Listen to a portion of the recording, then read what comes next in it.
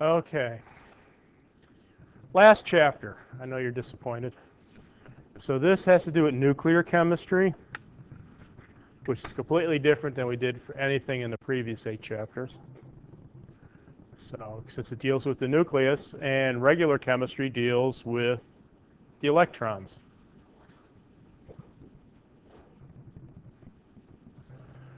So natural radioactivity. So radioactivity is defined as a process by which atoms emit energetic particles or rays. Radiation is the particles or rays emitted, and it comes from the nucleus. And nuclear symbols, what we use to designate the nucleus. Atomic symbol, atomic number, and a mass number. So you've seen this before. So here we have a nuclear symbol for boron. The mass number, notice the mass number says 11. Look at boron on a periodic table, it says 10.81. So, is this a problem? No? Okay. I didn't know if I was screwing something up, but okay. The atomic mass on the periodic table is the weighted mass of all the different isotopes. In nuclear chemistry, we just talk about one specific isotope, in this case, boron 11. And the atomic number is the same. It's the definition of the number of protons.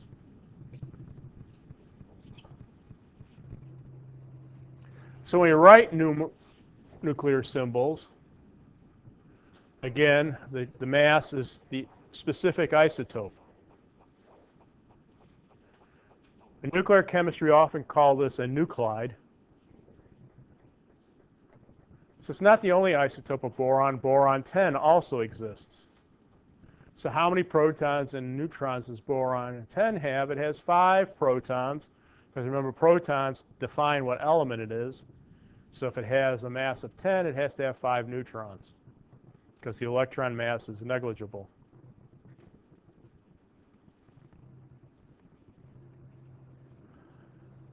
So carbon has 3 different isotopes: carbon 12, carbon 13, and carbon 14. All have the same number of protons, 6. They just have different number of neutrons. 6 for carbon 12, 7 for carbon 13, and 8 for carbon 14.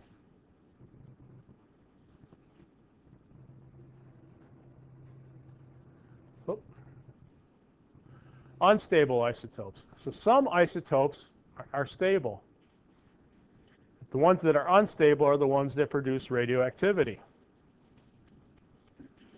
So to write nuclear equations, we need to be able to write the symbols for the isotopes and the following: an alpha particle, beta particle, or a gamma ray. So let's go one by one. Alpha particles consist of 2 protons and 2 neutrons. It's the same as a helium nucleus, not a helium atom. A helium atom has electrons. This has no electrons.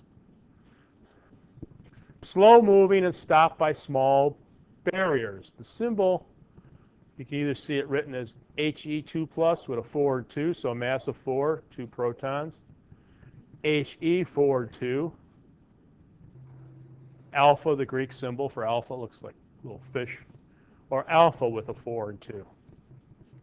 So alpha protons, alpha particles are fairly heavy, relatively speaking, slow moving, and they'll be stopped by something like a piece of paper.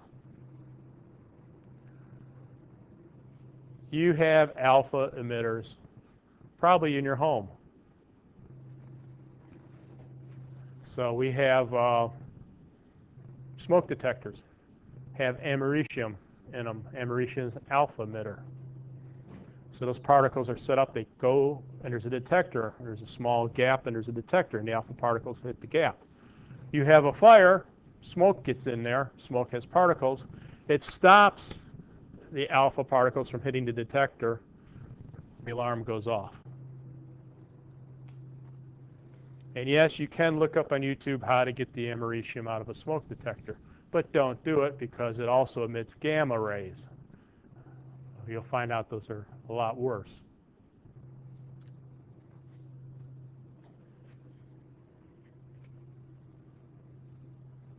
Beta particles are fast-moving electrons from the nucleus. That's when a neutron is converted to a proton.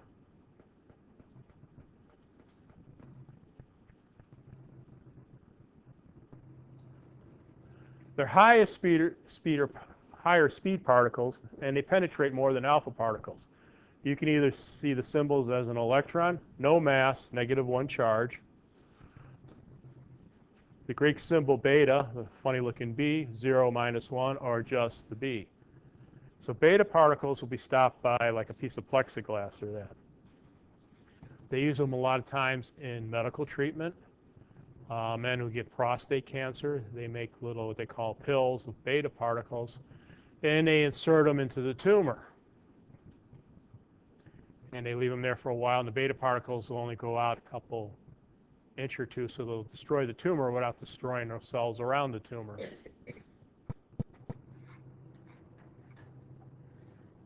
And do you really want to know how they put them in?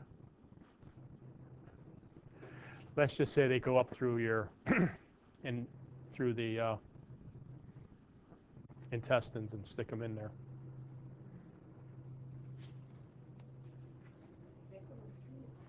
Pardon? No. Maybe they do. I don't know.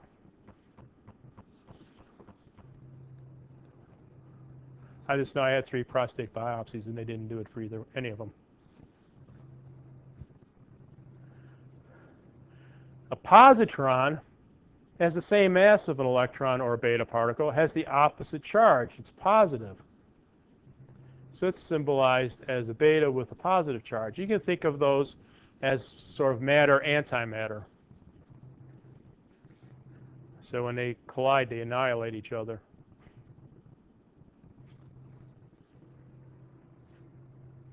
And then last but not least, we have gamma rays. It's pure energy, electromagnetic radiation, highly energetic, the most penetrating form of radiation, symbolized with the symbol, the Greek symbol for gamma, which looks like a fish standing on its head. So gamma is what, the only thing to stop gamma rays is lead. So gamma rays will go through just about anything. That's what they use when you have radiation treatment for cancer. So if you think about it, X-rays are high energy particles. X-rays show you what in your body? Your bones. Because it doesn't go through the bone, so it goes through the soft tissue and you see the outline of the bone. Gamma rays go right through the bone, which is why they use it to treat especially brain tumors. Because there is no chemo for brain tumors, because you get the drugs through the blood-brain barrier. So you have 2 choices, surgery or radiation. So we use gamma radiation to go in and hopefully target the tumor. So do we have our...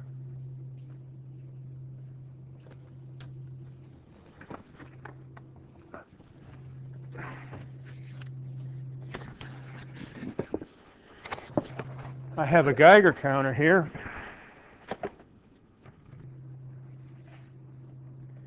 And I'm going to plug it in.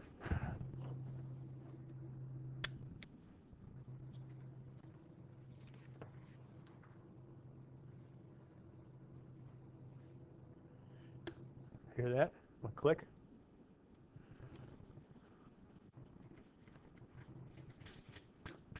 That's radiation hitting it.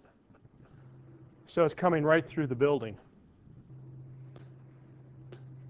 Cosmic rays, you may have heard of gamma rays, and natural radiation. We're naturally radioactive.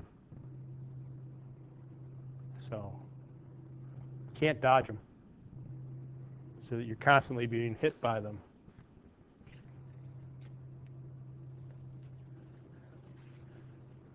So properties of alpha, beta, and gamma radiation Ionizing radiation produces a trail of ions throughout the material that it penetrates. I'm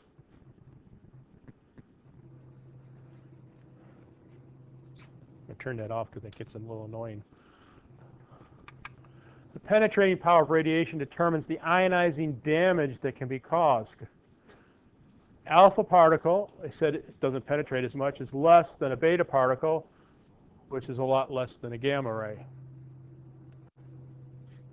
So gamma ray causes the most damage.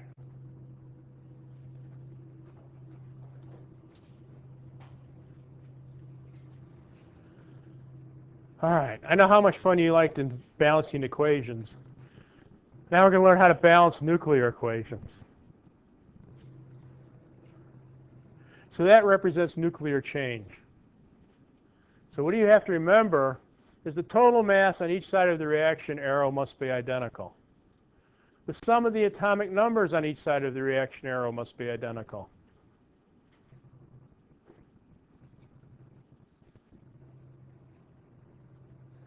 So if we look at this, the alpha decay of uranium-238 to thorium-234 and an alpha particle, if you look on the left side of the arrow, the mass number is 238.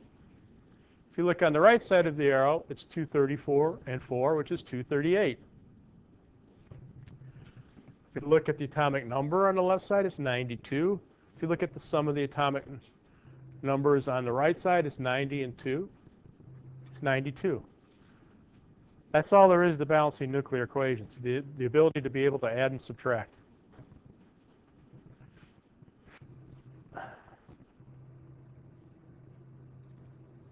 Whoa, what did I just do? I don't know, but don't do that again. Okay. So beta decay. On decomposition, nitrogen-16 produces oxygen-16 and a beta particle. In beta decay, one neutron in nitrogen-16 is converted to a proton, and the electron, the beta particle, is released. So what we said, if you look at the sentence, nitrogen-16, nitrogen has an atomic number 7, gives you oxygen-16, oxygen has atomic number of 8, and a beta particle, 0 and -1. So if you look at what happened, back down. So if you look, top numbers on both sides, 16, 16 and 0 is 16. If you look on the bottom, we have 7, and here we have 8 and -1. 8 and -1 is 7. So that's a balanced nuclear equation.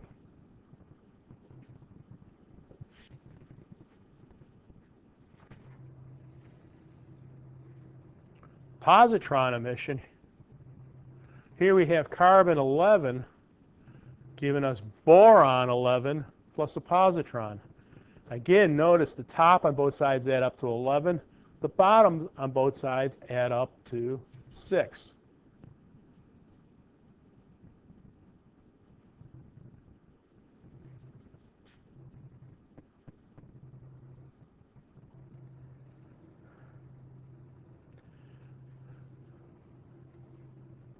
Let's just go back here a minute. And let me do, okay, let's go with,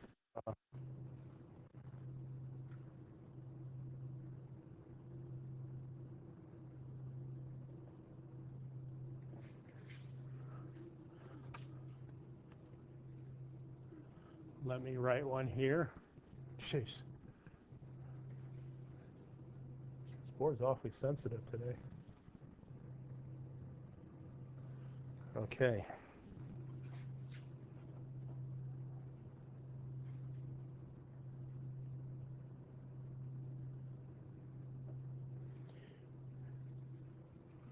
Uranium.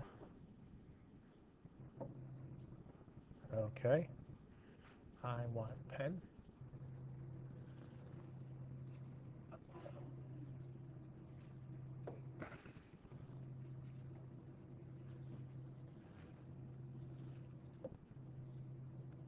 uranium 238,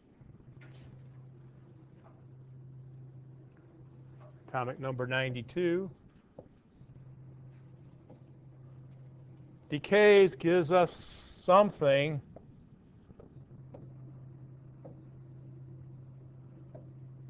undergoes beta decay. What is X?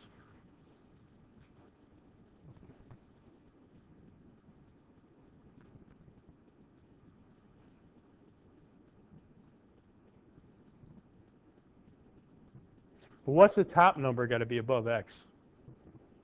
238.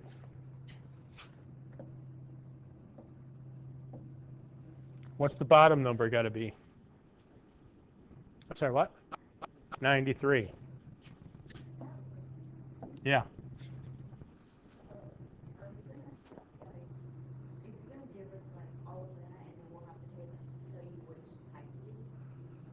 Yeah.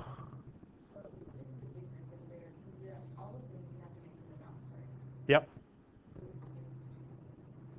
What kind of particles coming off here?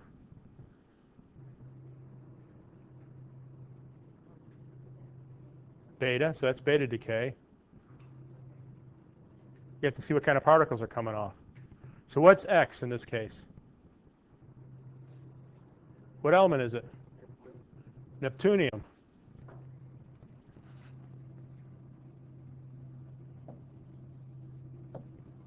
So look, atomic number 93, which you probably can't see up there. It's over here, it's neptunium. So a question might be on the test, you know, be something missing. You have to plug in what's missing.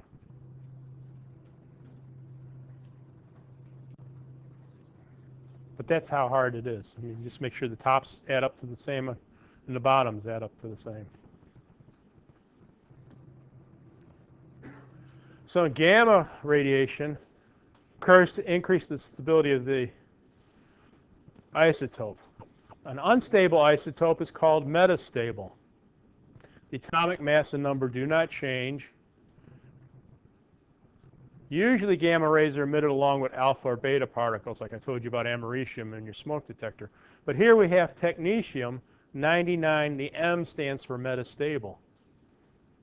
It's used a lot in hospitals. It undergoes gamma decay to give you technetium 9943, which is no longer metastable.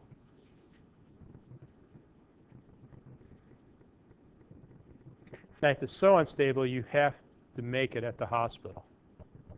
It has a half-life of about 6 hours.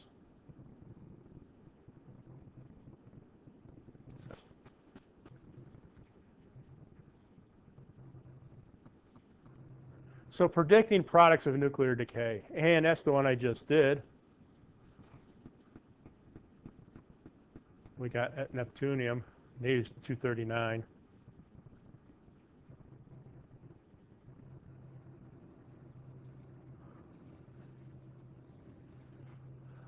Binding energy, the energy that holds the protons, neutrons, and other particles together in the nucleus. Because remember, the protons are what charge?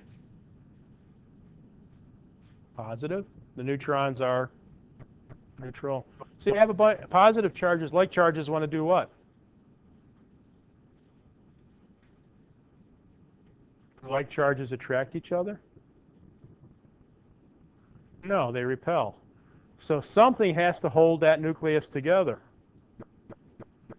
Otherwise, it would just go flying apart. And that's the binding energy.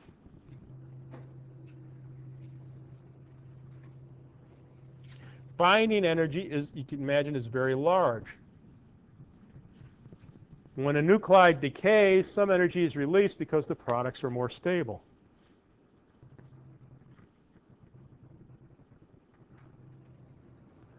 Okay. Important factors for stable isotopes. The stability correlates with the ratio of neutrons to protons. For light atoms, a ratio of 1 is typically stable. Same number of protons and neutrons. Nuclei with a large number of protons, 84 or more, tend to be unstable. So everything above bismuth tends to be radioactive.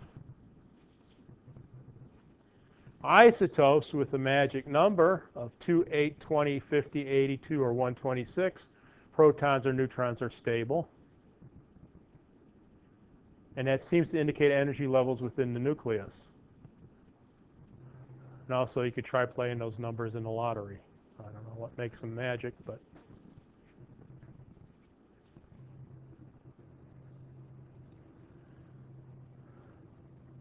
isotopes with an even number of protons and neutrons are generally more stable than those with odd numbers. All isotopes except hydrogen with a mass of 1 with more protons than neutrons are unstable. The opposite is not true. So hydrogen is stable because it doesn't have any neutrons.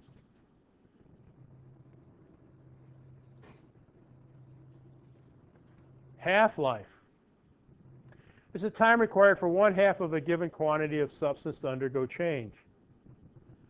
Each radioactive isotope has its own half-life. It can go from a fraction of a second to millions of years. Uranium, unfortunately, tends to be in the millions of years, which is why waste uranium rods from nuclear power plants are a problem.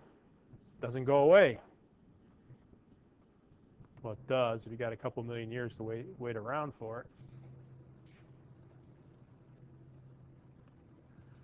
The shorter the half-life, the more unstable the isotope.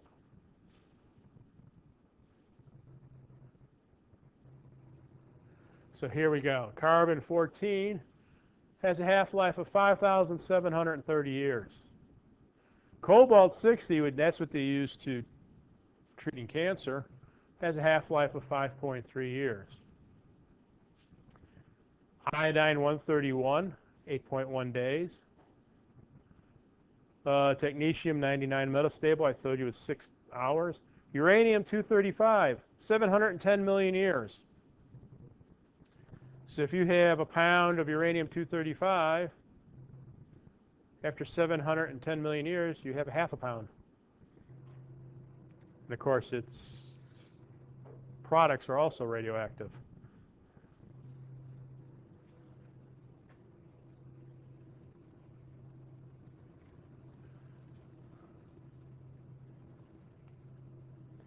So here, if we follow the number of radioactive atoms, you start off with 10,000. After the first half-life, you get 5,000. After the second half-life, you get 2,500, 1,250, and so forth. It never, ever goes to 0. It's like if I start at this side of the room and walk to this side of the room, and each step I take is half as long as the step before, I'll never, ever will reach that wall. I'll be very, very, very close, but I never will get to it. It's impossible. However, there is something called background radiation, which you heard. There's a time when the decay will go down long enough you can't tell it different from the background radiation.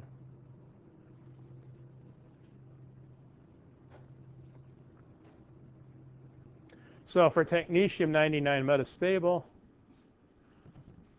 you can see it's pretty close to baseline after 30 hours, or a little bit after a day. So it's very useful to use in medical diagnostics because you don't want radioactive material hanging around in your body for a long time. I mean, some of it gets excreted, but the stuff that remains, you want it to go away.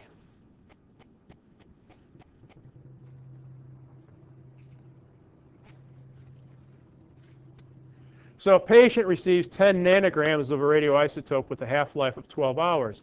How much will remain in the body after 2 days, assuming radioactive decay is the only path for removal? So if it's 2 days, how many half-lives are there? If each half-life is 12 hours in 2 days, how many half-lives are there? 4, right? Just 24 hours in a day. I had one student one time, and this is the truth, tell me there's 12 hours in a day. And I said, 12 hours in a day? He says, yeah, it's 12 hours in a day, and then there's 12 hours at night. No. So This one I always will remember. So 4 half-lives. So you start off with 10 nanograms. After the first half-life, you're down to 5. After the second, you're at 2.5. After the third, you're at 1.25. And after the fourth, you're at 0.675. And it turns out this decay, the rate of decay, we can call it kinetics, is first order. So it's constant for each element.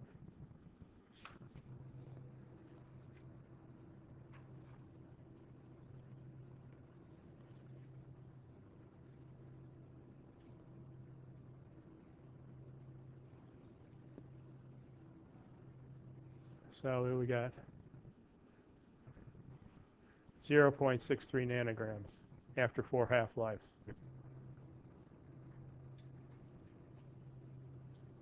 Radiocarbon dating, you've all heard of this, the estimation of the age of objects through the measurement of isotopic ratios of carbon. It uses the ratio of carbon-14 and carbon-12. Now, carbon-12 is our ordinary, everyday, stable carbon. Carbon-14 is radioactive. Now, when you're alive, you're constantly regenerating the carbon-14 because you're through respiration. So your C14 to C12 ratio stays the same. When you die, you stop producing carbon-14, so it starts decaying.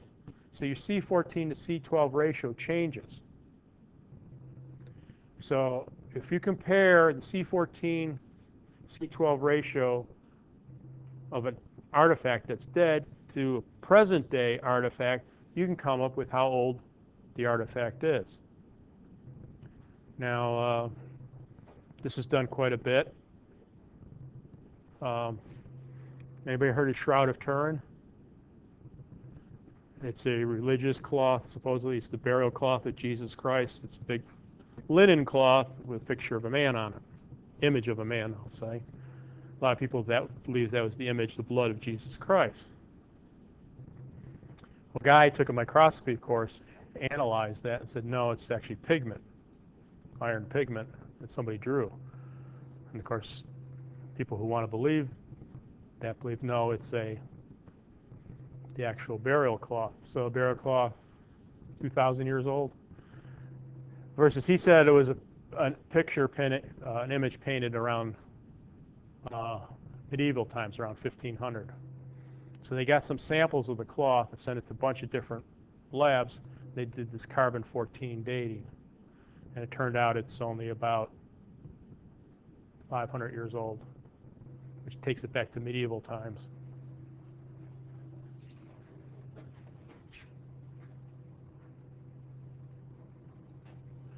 So carbon-14 is constantly produced by high-speed neutrons from cosmic radiation. So the neutron hits nitrogen-14, gives us carbon-14 plus a hydrogen atom. So like I said, living systems are constantly taking in carbon. So the carbon-14 to carbon-12 ratio stays constant.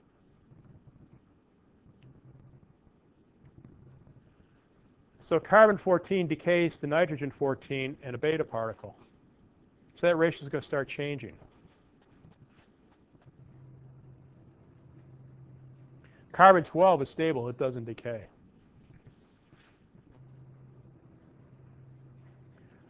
So if your carbon-14 to carbon-12 ratio is 1/2 of what a living specimen is, we know that's 1 half-life of carbon, and carbon has a half-life of 5,320 years. So you know the object is approximately 5,000 years old. Now when you do this, it's not going to give you the age, it's like 5,320 years old on a Tuesday at 5 o'clock. No, it differentiates between something that's 5,000 years old and 100,000 years old, 50,000 years old, somewhere in that neighborhood. 5 and 6 is kind of cutting it close. And it's only good for 50,000 years, 9 half-lives. So how do they date dinosaur bones and rocks and all that? They use different isotopes of other elements that have longer half-lives.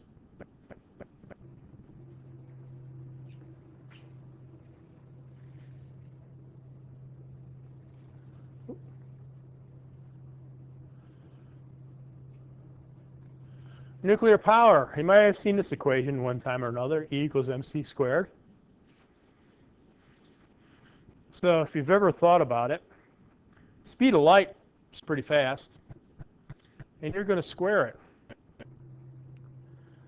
So before we even get to that equation, think about you're standing in the hallway, and I'm walking at a fast pace, and you come around the corner, and I run into you. That's going to be one collision. Now you come around the corner, I'm running full speed, and I hit you. Slightly different. Okay? So you imagine a certain amount of mass moving at not only the speed of light squared. How much energy will be released? An enormous amount of energy, more energy than you can conceive of. So c is the speed of light. So a very large amount of kinetic energy can be formed from a small amount of matter. To produce energy, release this kinetic energy to convert liquid water to steam. The steam drives an electrical generator producing, come on,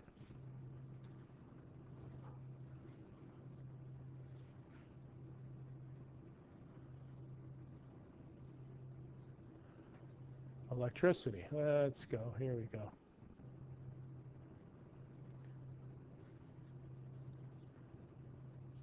The steam, okay. I'm going to show a picture. No, we're not going to show a picture, but I will show a picture.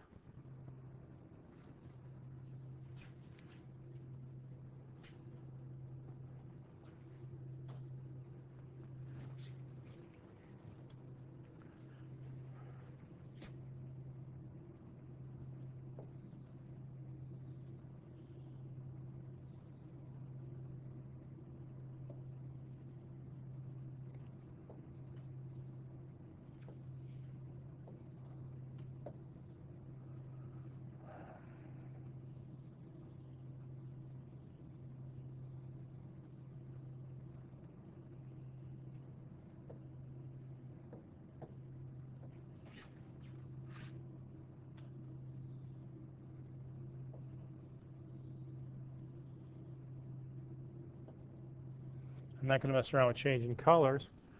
But here you have the core of a nuclear reactor.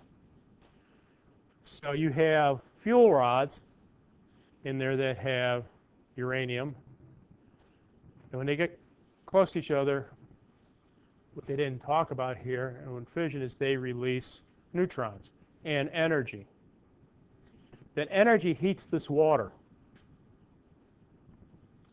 Here you have water from an external surface, an external source, a pond or a lake, coming in here. This is a heat transfer coil. Picks up the heat from the radioactive water, transfers the heat, becomes steam, comes out here, drives a turbine. Then the steam comes over here to a cooling tower. That's what you see at Sharon Harris. That big, tall thing is a cooling tower. And the stuff coming out is not radioactive, it's just steam. And it cools the water and just recycles. The control rods are held in by electromagnets. So if there's some kind of accident, they fall in, the control rods shut down the reactor, in theory. Okay, that's what happened at 3 Mile Island and shut down the reactor. Okay, this water is radioactive, this isn't. What happened at Chernobyl was there was a crack in one of the steam lines there. Hydrogen is one of the products, built up hydrogen in there. The hydrogen exploded, blew up the reactor. Blew up the reactor, scattered the radioactive material across the town of Chernobyl, amongst other places. When that happened, they ordered an evacuation. It wasn't like you got 2 days to get your stuff. You left right now. If you see pictures of there's people, there's plates out there eating breakfast. They got right up on buses and out. Chernobyl was a brand new town. It was completely evacuated. You can go back there now on tours. You can stay like 40 minutes because it's radioactive. And you can see where the trees and everything has grown back through it. Windows are out, and it's kind of interesting to look at. What happened in Japan, where the, I can't say a Fujiyama reactor was, the power went out because of the typhoon, hurricane. So the control rods didn't shut it down. But again, it's like a pot of boiling water. If you shut the heat off, the water doesn't immediately cool. So this was still hot. And this is the cooling thing that absorbs the heat. Well, this stopped running, so the heat kept building up. If the heat builds up enough,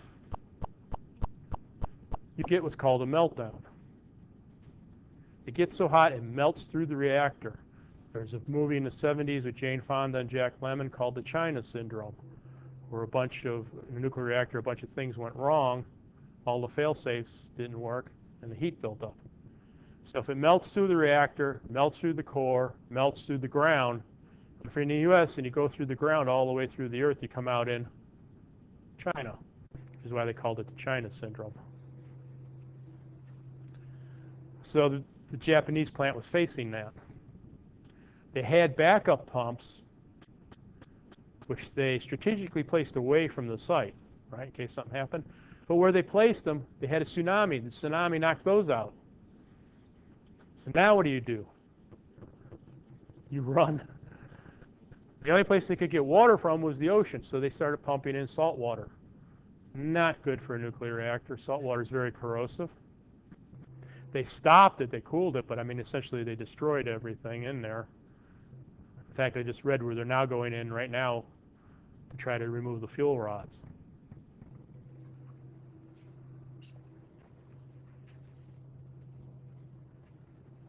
Nuclear fission. Fission, which means splitting, occurs when a heavy nuclear particle is split into smaller nuclei by a smaller nuclear particle. So here we have uranium-235 gets hit by a neutron. It breaks apart. In this case, it breaks apart into krypton and barium, giving you 3 neutrons and some energy. In fact, quite a bit of energy. And it's self-perpetuating. So what do those 3 neutrons do? Those 3 neutrons then hit 3 more uranium atoms. Each uranium atom releases 3 neutrons, so now you have 9 neutrons plus energy. Those 9 hit 9 more uranium atoms. You get 27. So you get this geometrical progression where the amount of energy goes up real fast.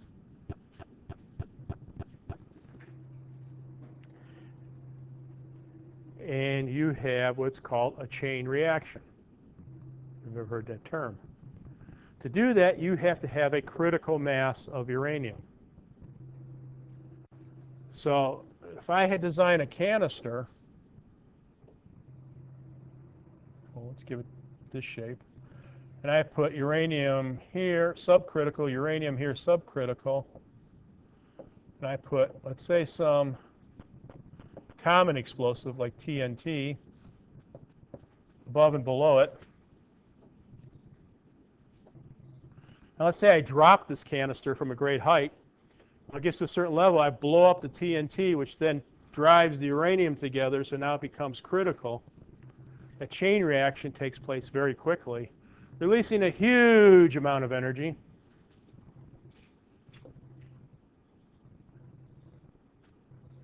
That's how you make an atom bomb.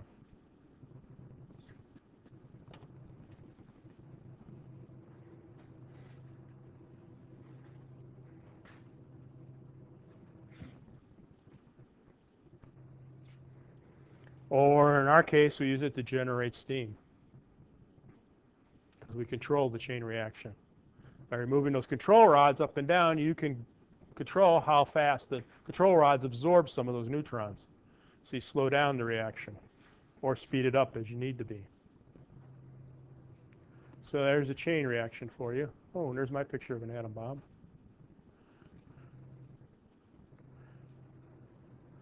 So yeah, it goes from 1 to 3 to 9 to 27. 81, 243. Wish my bank account would do that. Okay.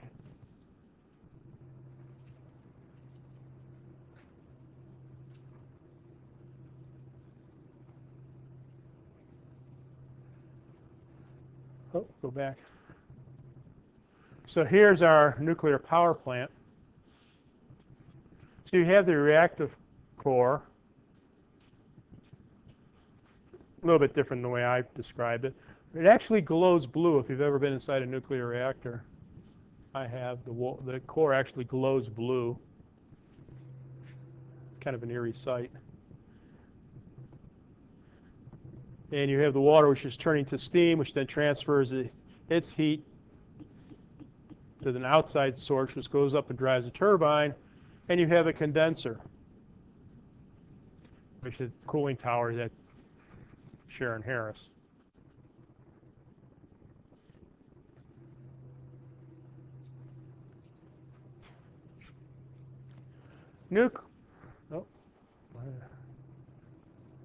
Nuclear fusion. Fusion, we're joining together.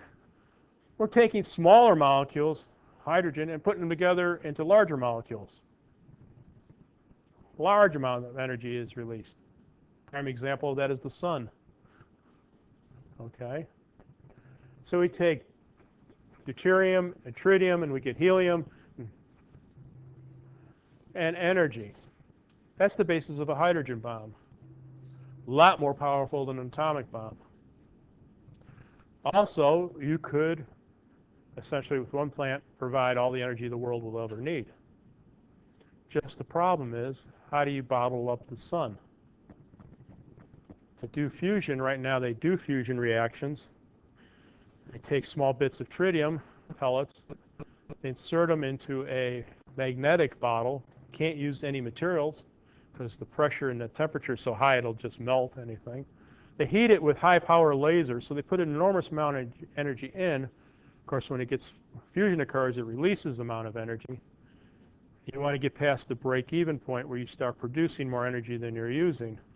Unfortunately, when you get to that temperature and pressure, it starts warping the magnetic bottle. They have not been able to find a way to sustain that yet.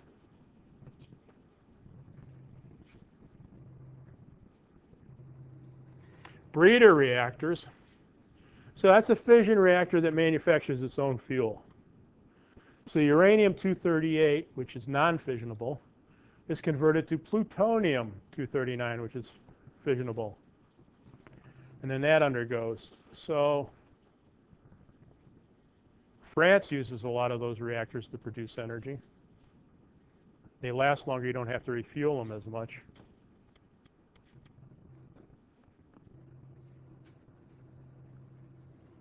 What about medical applications? So I talked about radiation used in the treatment of cancer. Nuclear medicines, the use of radioisotopes in the diagnostics of medical conditions.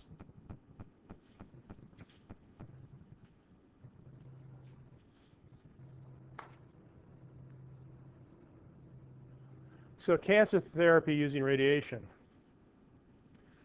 High energy gamma rays cause damage to biological molecules. Turns out tumor cells are more susceptible than normal cells.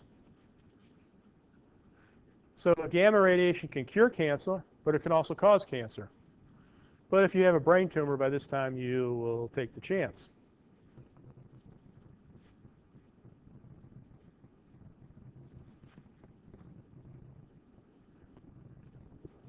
Why isn't this? Tracer, small amount of radioactive substance used as probes to study internal organs. A lot of times if you go in and they want to find out if certain things are functioning right on you, they'll give you radioactive tracers. The company I used to work for, GlaxoSmithKline, back when it was Burroughs Wellcome, we had a special lab where they would make radioactive versions of the drugs. So they would give it to animals and they find out where the drug would go into the body. A man that worked there one time got exposed to tritium, spilled tritium. They told him, well, you drink a lot to make you urinate. So his choice of beverage was beer. So he'd be drinking a lot of beer in the lab, and he had this big stack of pyramid of beer cans up against the wall. And it was quite funny until one day we had a visitor. Burroughs Wellcome was a British company, and the Queen came to visit, the Queen of England. She looked in the lab and saw all those beer cans, and the Queen was not amused. Those beer cans disappeared that afternoon. But so if they suspect you have a problem with your thyroid, they'll give you iodine 131 and 125 to see how it's being taken up in your thyroid gland. And again, iodine has a half-life, I think I said it was a little over 8 hours. So it goes away in a couple days.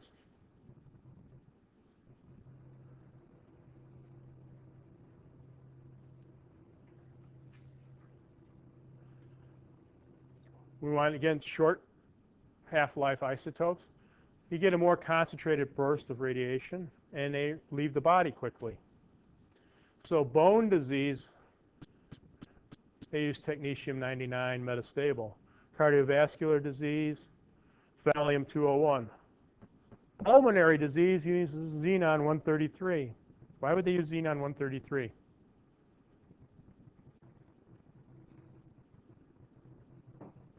Pulmonary disease has to do with what? What? Lungs. What do you do with your lungs? So you breathe what? Breathe what? Go ahead. All right, air is a gas. Xenon is a gas. That's why they use it. So you can follow the progress through radioactive gas.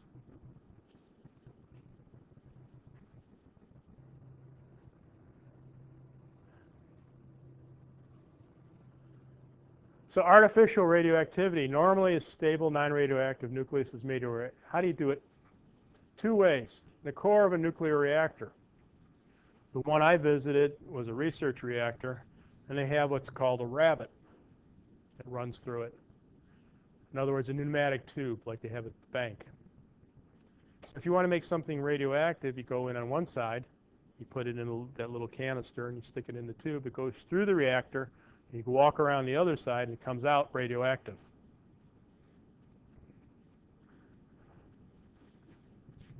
Or in a particle accelerator. Small nuclear particles are accelerated to speeds approaching the speed of light or slammed into another nucleus. Cyclotron. Essentially, this is what a cyclotron looks like. You start it here, and as you go out, if you've ever played a game when you were kids where you get a bunch of people on the lawn, and you make a chain, and you start running around in a circle, before you know it, the person on the far end is like flying off their feet because they have to run faster and faster to keep. They used to call it crack the whip. Nobody ever played that. You guys are just missing out on a lot. Okay.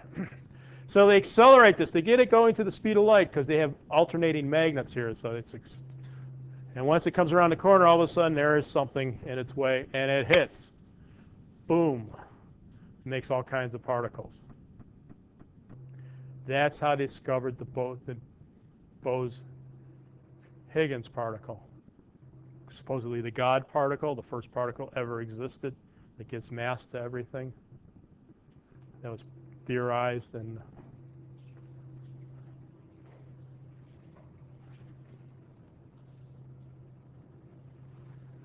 so here we could take gold 197 and hit it with a neutron. We can make gold 198. That's used as a tracer in liver studies and used in the diagnosis of Hodgkin's disease. Okay.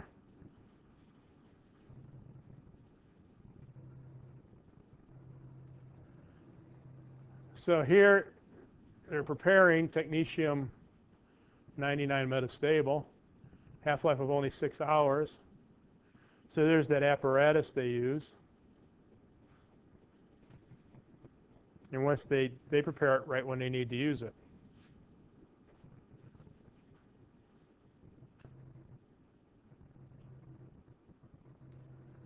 What are the biological effects of radiation? So when you work with radioactive materials, you have to consider the magnitude of the half-life. So you use isotopes with shorter half-life. The disadvantage, larger amount of radioactivity per unit time. The advantage, if an accident occurs, it reaches background levels more rapidly. The effects of radiation are cumulative. They build up over time. That's why if you work with them, either in a hospital or that, you have to wear dosimeter badges, radiation badges which have X-ray film in it. And they compare that to a clean one. When radiation hits X-ray film, it clouds it. Once you get your maximum dose of radioactivity, you can't work there anymore. When they're cleaning up 3 Mile Island, some of the people that they hired, they put them in radiation suits, and their job was to go down this hallway, turn left, go into this room, here's this, whatever it was, here's your wrench, turn it 6 times and leave. That was it. You got your maximum dosage of radiation. Minus, obviously, some safety margin because you're going to get X-rays during your life and exposed to radiation. That's why when you go get dental X-rays or medical X-rays, they put that lead apron on you and they run out of the room. It's not because you're getting a lethal dose of radiation. It's that they're there 8 hours a day, 5 days a week. Over time, they don't want to get exposed to all of that. Okay?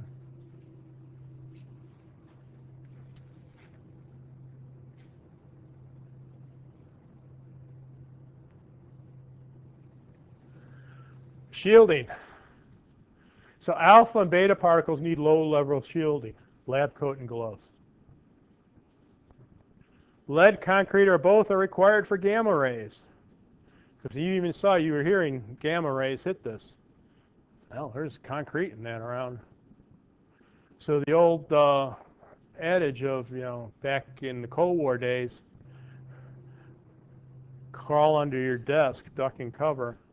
I'm going to do a darn bit of good. That stuff's going right through. Distance. So when I asked what are you going to do, somebody said run. That's a good idea. Doubling the distance from the source decreases the intensity by a factor of 4. So you want to get as far away from it as possible. Or as close as possible. That way you just get wiped out right away. You don't have to suffer.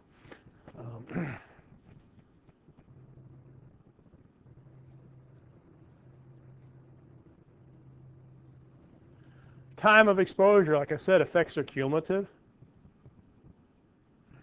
Alpha and beta are generally less hazardous. So that means I wouldn't take one out of a smoke detector and carry it around in your pocket for a while, again, because you got the gamma rays.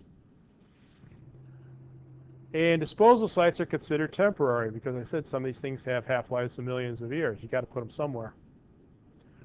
Also, if you fly in an airplane, you're exposed to more gamma radiation than you are on the ground because you have less atmosphere between you. People in Denver are exposed to more radiation because they're higher up, number one. Number two, Denver was built around old uranium mines.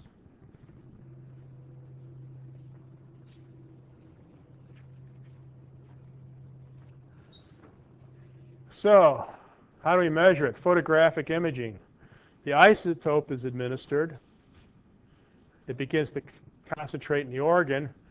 Nuclear images, photographs, are taken at periodic intervals. Now we don't do photographs, it's all computerized. And you can see the emission of radiation from the radioactive substance creates the image. Positron emission tomography, PET scans, PET. Tell you if you get a drug where it's located in your body at different times.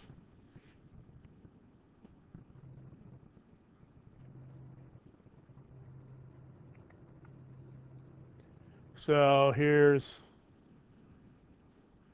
CT scan.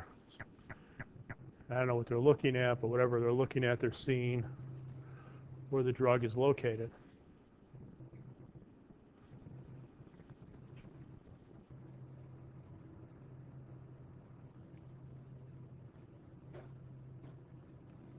The Geiger counter detects ionizing radiation. You don't see many, I mean, this is kind of an older one.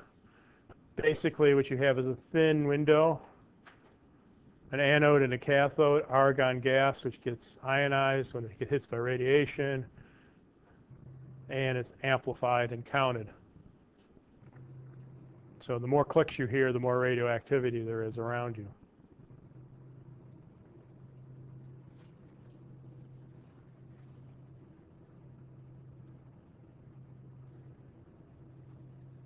When I was in college, we used to have a Geiger counter on the shelf.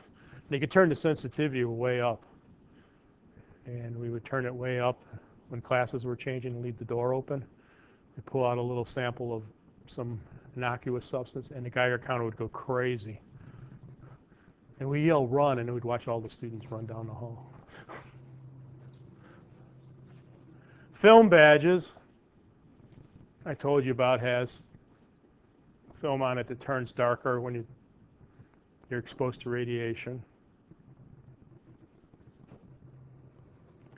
Back when they first developed the atomic bomb, and we didn't know a lot about radiation. So back then, they had watches where the hands and the numbers would glow in the dark. Well, they glow in the dark because the numbers and the hands are painted with radium. You know, analog watch, that's what I got, that's analog, as opposed to digital. How do you get a fine point on a brush? If women painting them, they would take the brush and twirl it in their mouth, dip it into radium, paint a little bit, twirl it in their mouth. They ended up dying of radiation. They used to call it blood poisoning, radiation poisoning. Nobody knew about that. Back then, you could go into a shoe store. Big thing was you want to put the shoes on, you want to see how they fit, you go to this big box, you had a viewer in the top, you put your feet in there, turn on the button, x-rays, you would see your feet in the shoes. It's a big selling point. I wouldn't be doing that. But nobody knew.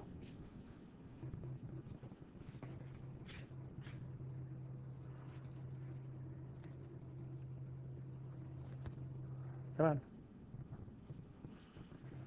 What are the units?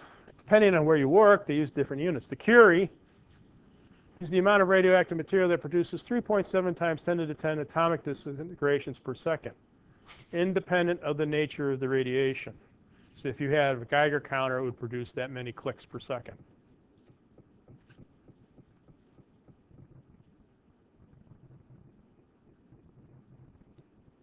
Come on. The Röntgen is the amount of radiation needed to produce 2 times 10 to the 9th ion pairs when passing through 1 cubic centimeter of air at 0 degrees Celsius. That's used for very high ionizing radiation only. The rad is the radiation absorbed dosage. The dosage of radiation able to transfer 2.4 times 10 to the minus third calories of energy to 1 kilogram of matter. This takes into account the nature of the absorbing material. So radiation hitting the table isn't going to be absorbed as much as the radiation hitting your body. Your body's a lot softer.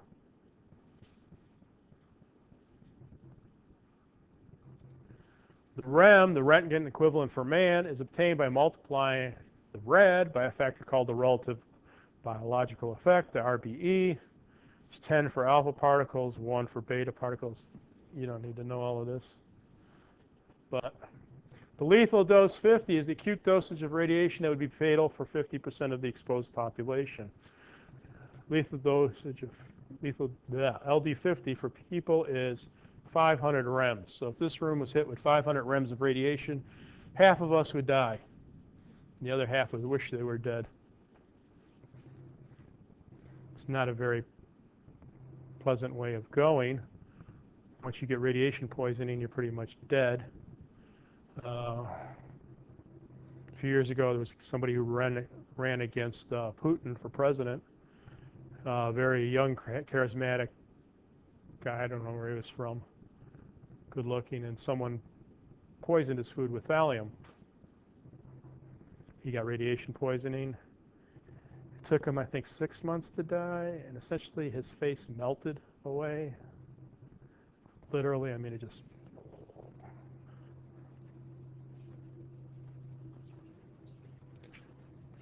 And there just recently there was a couple people that were poisoned with radiation. Oh, that's something completely different, which has nothing to do with anything. Okay, and